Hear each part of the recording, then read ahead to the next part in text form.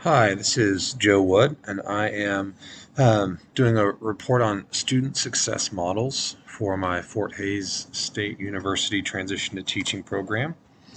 And today, we will start off with Avid. Avid is a program that I have had heard of, but don't really have much experience with, or honestly, really much knowledge of, and enjoyed learning about it. One of the students that was in my discussion group is at a school that has an Avid program.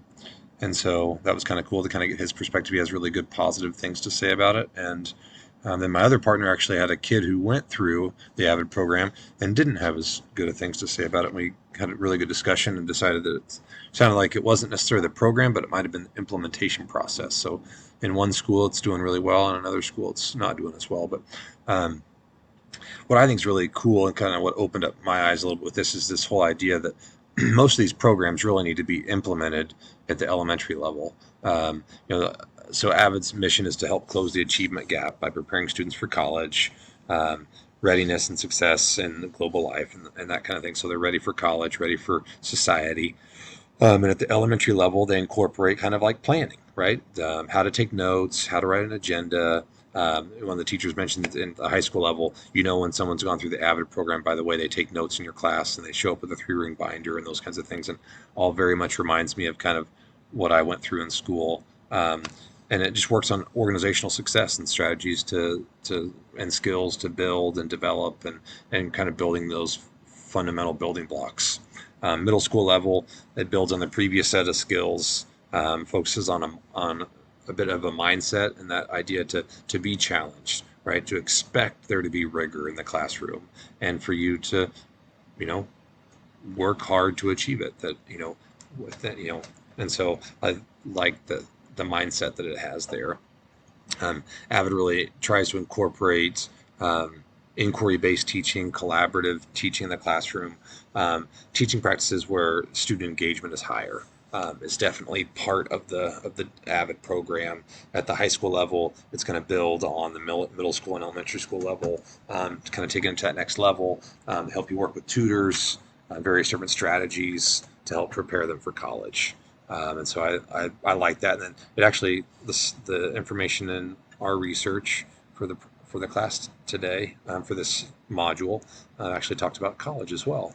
And so it was interesting to hear kind of the college perspective of some students of some colleges that have adopted the Avid program and how it really can kind of streamline all the way from elementary school to college. I'd be interested in if there's any districts that implement one of these long enough for a kid to have it in elementary school, then have it in middle school and into high school. It seems like a lot of these programs, they kind of come and go um, almost too quickly to ever really be able to see their effectiveness, other than just the fact that it's something new and numbers get better for 2 or 3 years.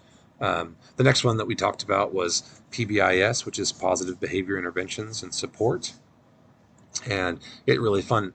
It's more, this one I really like because I feel like it focuses kind of on that elementary school level of like, be courteous, be safe, and have integrity. And I think of when I have issues in my classroom, um, commonly it's one of those three things aren't being managed or dealt with very well.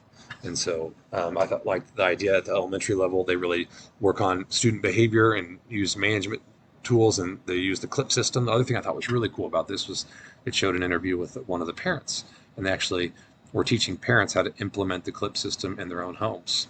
And so here you have, an early childhood education school system tool that could be used, if you have families that are introduced with their oldest child, they could implement it with their younger children. And you talk about having like you know, a behavior management system in place at home that then streamlines into elementary schools. Talk about how much easier that is for like an elementary school if they can get that as kind of in a community awareness piece. And then it comes into elementary school levels, and we've built in this courtesy, safety, integrity piece. And then in the middle school, they get to build on it by helping them to basically the school that they could earn dollars. It was fake dollars, play money that was used. You could use it in different ways, but it was basically was given to them if administrators or teachers or saw them demonstrating the fundamental principles of the program. And the other thing I thought was cool was that like they had people like the bus crossing guards and school bus drivers and probably like at athletic events, things like that. Where it was also those dollars were also given out based on behavior. So it wasn't just in school, but it was also outside of school, which I thought that was a really cool piece, which helps to kind of broaden the student's mind that hey, this is applicable in school and in life and in our community. And then at the high school level, they worked on kind of the, oh, there we go. They brought about kind of a Men in Black mentality, where the administrators come out as Men in Black, and their job is to like help there and be supportive of students. And I think that's really important, having that positive behavior, because I think a lot of times, especially from an administrative standpoint, students see them as the bad guys. They're the ones that they only go see when they get in trouble. So it's nice to see them out and about. The other thing I thought was cool about this one was that the administration actually gives the information back to the students. So like at the end of the semester, beginning of the semester, as they discuss, they set goals. And I think it's really cool, especially as like from a business teaching perspective, is this idea that, if your marketing department does well, there's incentives. If you're manufacturing and you have injuries, right, then you lose incentives, things like that. And so I thought it was really interesting how it could parallel with a lot of different industries out there when it comes to the bigger picture evaluation, and how a lot of times, yes, in real life, you're evaluated as an individual, but you're also evaluated as a team, as a group, as a whole. And I thought that was kind of a cool sense to it. The SIOP teaching was geared more towards English learners, and I I like it because it was really big on the objectives, right? And I like that. And my principal at my high school likes that as well. And so in class, a lot of times I'll have objectives written up on the board, very similar to what the example did for this assignment, and the ability to circle back to that. Um, I kind of learned that, and I found success in something very similar to this. Um, I was a soccer coach, in my I have soccer coaching in my background, and I realized I would design these practices, and they would be centered around this topic or this idea, and then by the time the practice was over, I'd ask, all right, what do we work on today? And they would just list off the drills, not necessarily what we actually the point of those drills were. And so I started circling back to those just in practice. What are we working on today? Like finding this person in this space, or whatever it might be, and just really circling back. And the more you can circle back to your objectives, your content objectives and your language objectives, and that's really this plan, is this idea that we circle back to those repeatedly. We have a appropriate pacing for our class, and that we students can say the objectives, they know what the objectives are, and that we're having an interactive classroom experience. That those are kind of the fundamental pieces. And then MTSS, kind of a universal support system. And as I kind of researched this a little bit outside of some difference in some different areas, they have one thing in common, that there's three tiers. There's this universal one, which is kind of like your normal traditional learning. They call it the universal design for learning. And it allows for variety and choice a lot. And so students have options, and because they have options and because they have choice, it allows them to have a greater buy-in in what they're doing, be more motivated, and it really integrates academic curriculum, behavior, SEL, social emotional learning, all that kind of stuff in the school system.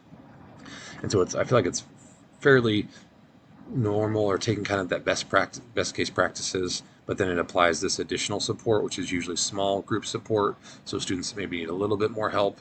And there's also intensified support. And I saw some where they have like a tier 1, 2, and 3 and things of that nature. And I'm sure there's other places that work in another tier, for gifted students and things of that nature. So I also did like the Kansas program, which is something that I definitely have kind of a passion with, and I hope to, after I'm done with my transition, to kind of move more into a direction of that in our school, where it really gets to help our students come up with an individual plan, and work experience. And I really liked how you're not forcing a kid to make a decision, but you're looking for patterns in their interests since like middle school, high school. What do they continue to kind of circle back to, and not necessarily forcing them down a road, but like giving them options to explore those different roads and those different avenues. I thought that was a really cool piece, and I'm glad Kansas has that as a part of our program and an initiative. So it's the 10-minute mark, so I probably better wrap it up.